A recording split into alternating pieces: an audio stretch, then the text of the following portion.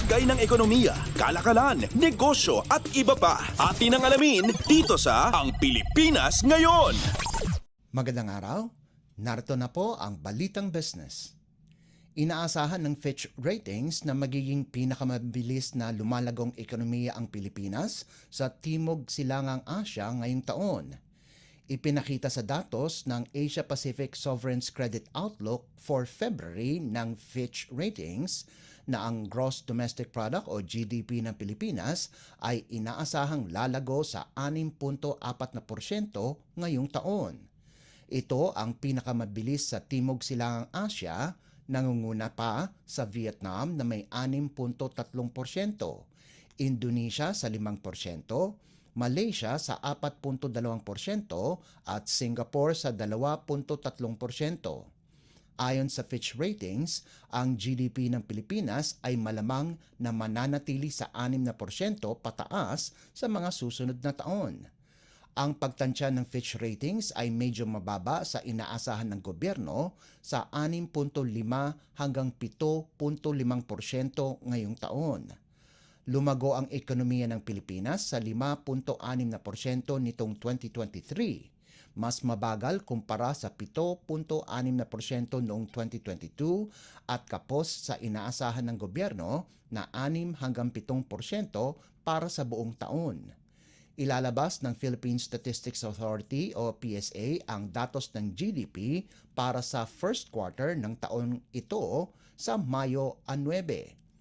Para sa taong 2025, inaasahan din ng Fitch na pinakamabilis pa rin ang paglago ng ekonomiya ng Pilipinas kasama ang Vietnam sa 6.5%. Lagay ng ekonomiya, kalakalan, negosyo at iba pa. Atin ang alamin dito sa Ang Pilipinas Ngayon. Lumobo sa 38.6% ang farm gate price ng palay nitong Pebrero kumpara sa kaparehong buwan ng nakalipas na taon.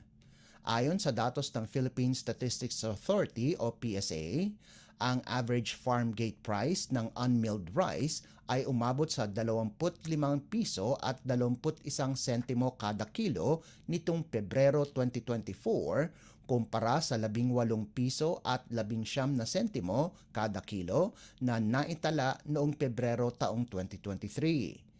Ipinakita din sa datos ng PSA na ang farm gate price ng palay ay umakyat ng 1.2% mula sa presyo noong Enero na 24 na piso at 72 sentimo. Ang pinakamataas na dagdag sa presyo ay naitala sa Cordillera Administrative Region o CAR, kung saan ang karaniwang presyo ng bigas ay umabot sa 52.2%. Ang karaniwang presyo ng palay sa CAR ay umabot sa 26 na piso kada kilo nitong Pebrero. Malaki ang itinaas kumpara sa kaparehong buwan ng nakalipas na taon na umabot lamang ng 17 piso at 8 sentimo kada kilo. Ipinakita din sa datos na ang pinakamabagal na pagtaas ng presyo ng palay ay naitala sa Eastern Visayas sa 22%. Tumaas sa 23 piso at 20 sentimo kada kilo ang karaniwang presyo ng palay nitong Pebrero mula sa 19 na piso at 1 sentimo kada kilo sa kaparehong panahon noong nakaraang taon.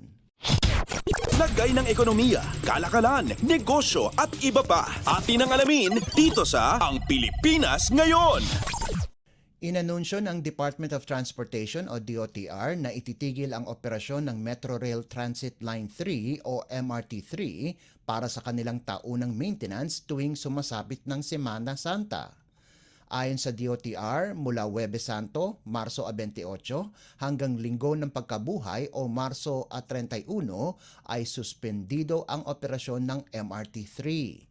Sinabi din ng kagawaran na ang huling araw ng operasyon ay sa Miyerkules Santo o Marso 27, kung saan ang huling biyahe ng tren na nagmumula ng North Avenue ay alas 9:30 ng gabi at alas 10:09 naman ng gabi mula sa Taft Avenue Station. Samantala, balik normal ang operasyon ng MRT3 sa Lunes, Abril 1, kung saan ang unang biyahe ng tren na magmumula sa North Avenue ay alas 4:30 ng umaga at alas 5:05 ng umaga naman mula sa Taft Avenue Station. Lagay ng ekonomiya, kalakalan, negosyo at iba pa. Atin ang alamin dito sa Ang Pilipinas Ngayon.